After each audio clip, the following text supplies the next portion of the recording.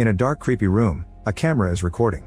Jake cries and bleeds with a collar around his neck while the host's voice congratulates him for winning. He was promised to go home after the game was over, but the host says that it's time for the final round. 3 boxes are then revealed and Jake must choose one. Jake pulls at a string to open a box and a shotgun appears. The host thanks Jake for playing and pulls a string to drag a toy that eventually fires the shotgun, killing Jake. Meanwhile, 4 friends arrive at a summer house. It used to belong to James' uncle, who self-deleted after his wife tanked his investments. To celebrate Anita's birthday, the group spends the whole day having fun. In the evening, James starts a game of truth or dare, but Anita doesn't trust her friend's prompts and passes. Melissa asks for a dare and James tells her to kiss Anita. However, Melissa doesn't want him to objectify her preferences and says no. James insists this is his house and he should get what he wants, and Anita admits she doesn't mind. The girls share a short kiss and then James tries to kiss Melissa too, but she immediately pushes him away. A furious James complains about their lack of cooperation. Suddenly they hear a strange noise outside. Matthew thinks it was nothing and they shouldn't worry, but more noises soon follow. Everyone is frozen staring at the back door and James uses the chance to jump scare them. Anita wonders if they should call the cops while James grabs a fire poker and goes to check it out. The others prank him by turning off the lights so he has to use his phone. Suddenly he's startled by a scream, but it's just Melissa, who is sneaked out. At that moment James finds something in the plants and brings it back inside. Everyone is shocked to see a camera with a tape that James wants to watch. Matthew thinks this is creepy and Anita believes it was a bad idea to bring it in. When James reminds her who owns the house, Anita points out that nobody here actually likes him and they just hang out with him because of his money, so she proceeds to destroy the tape. A furious James yells at them and says he wants them gone, saying horrible things about Anita's sick mom. For now the friends can only go to their rooms. Meanwhile, a mysterious person silently enters the house. James is having a shower and sees the bathroom door suddenly open. He grabs his razor and gets ready to defend himself as he's startled by a presence, but it's Melissa again.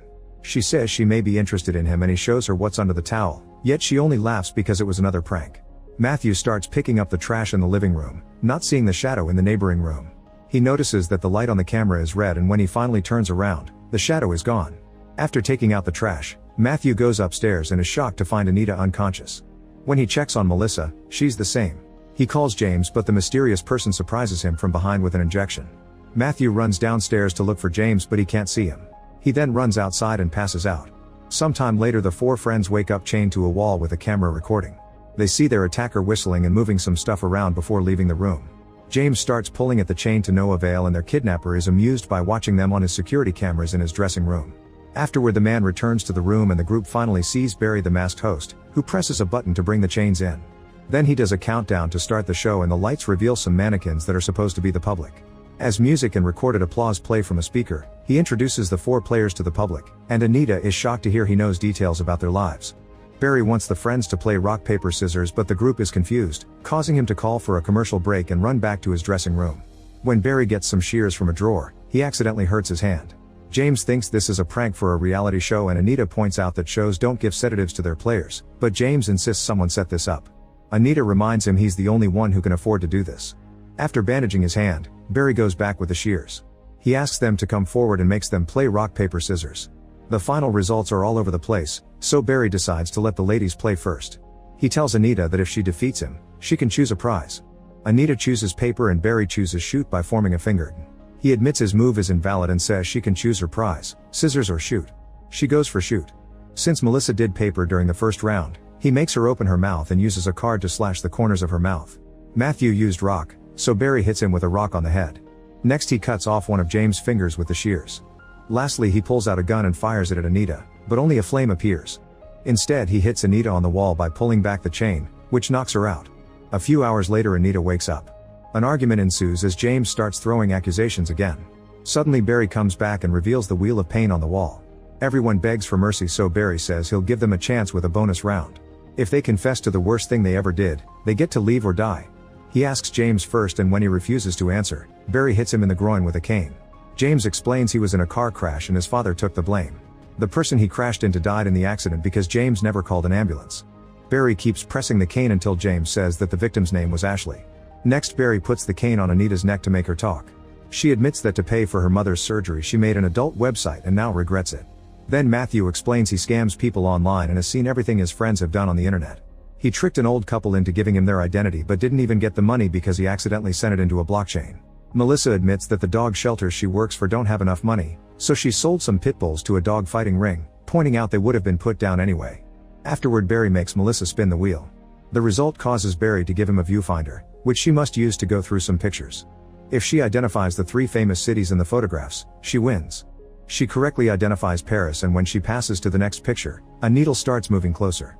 The same happens when she identifies New York, but she fails the 3rd one. Barry says he must punish her, however everyone convinces him to give her another chance. Melissa uses the viewfinder again, and as soon as she presses the button, the needle stabs her eye. Everyone panics and refuses to spin the wheel, so Barry does it for James and gets his favorite. He grabs a drill and explains he should chase James around the room, but he doesn't like the guy because he talks too much. So he flips a coin and James ends up winning. Then Barry puts the drill in Anita's hand and tells her to drill Matthew's ear. If she doesn't, he'll drill Melissa and James. A countdown begins, so Anita has no choice but to drill Matthew's ear, leaving him in unbearable pain. She drops the drill when she's done and it breaks.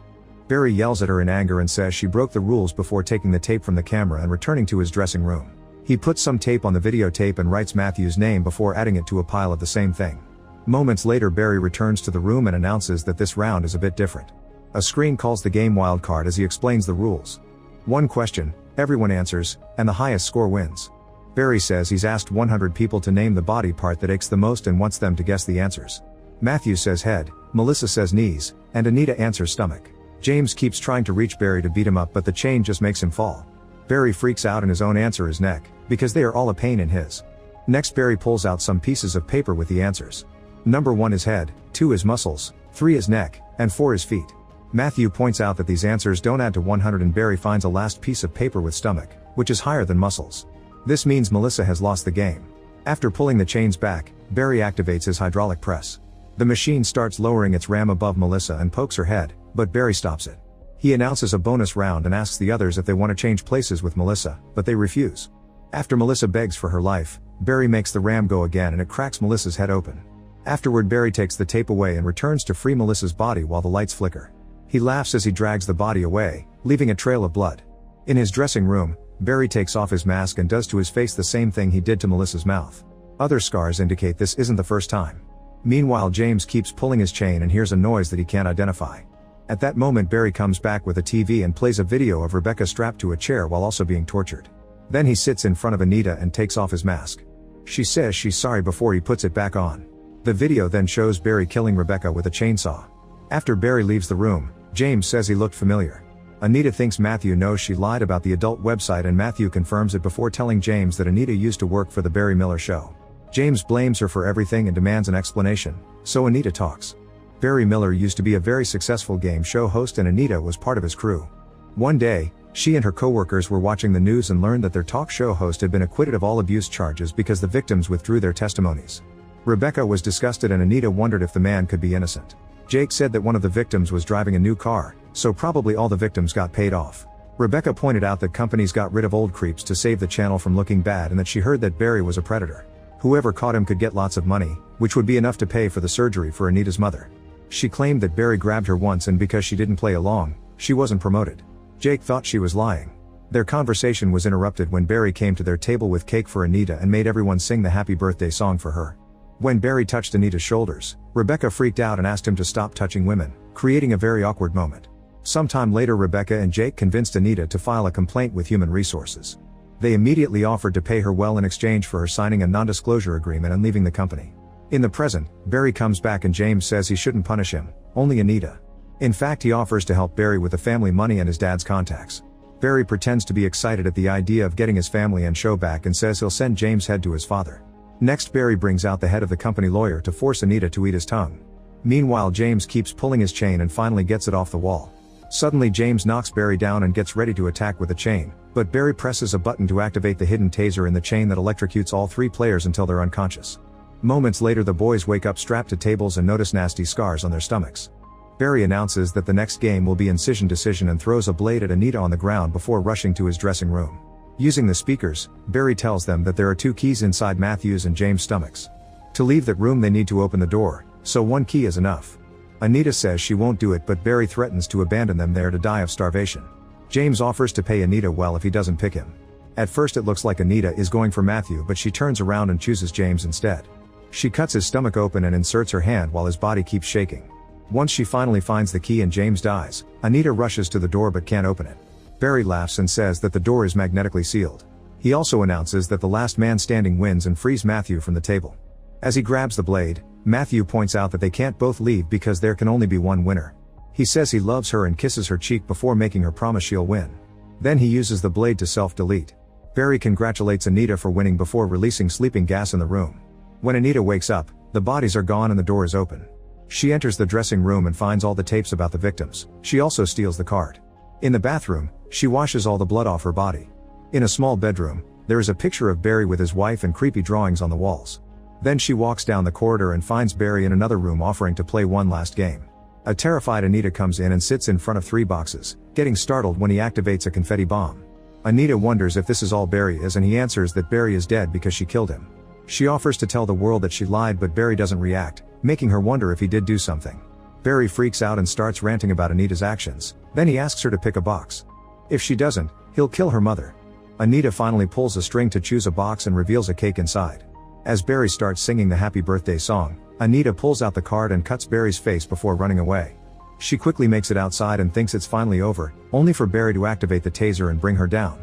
Barry explains that each of his facial scars represents a killing, so Anita has already made one for herself. Using the chain, he drags Anita back inside. He pushes her head on the cake and keeps her there for several seconds, but to her surprise there are no hidden weapons. Barry tells her she's allowed to go and that the cake tastes terrible. Suddenly Anita's face starts burning and her eyes turn red. She says that she can't see and yells in pain as she tries to run away again. However, she can barely move and collapses in the corridor, her body squirming until she's finally dead. Barry sits next to her and hums the theme of his show for the camera. A tape shows Barry torturing the talk show host until he admits he did abuse those women, but the company paid them off. Then Barry kills him by hitting his head with a hammer. Make sure to subscribe and turn on notifications so you can watch more videos like this. Thanks for watching.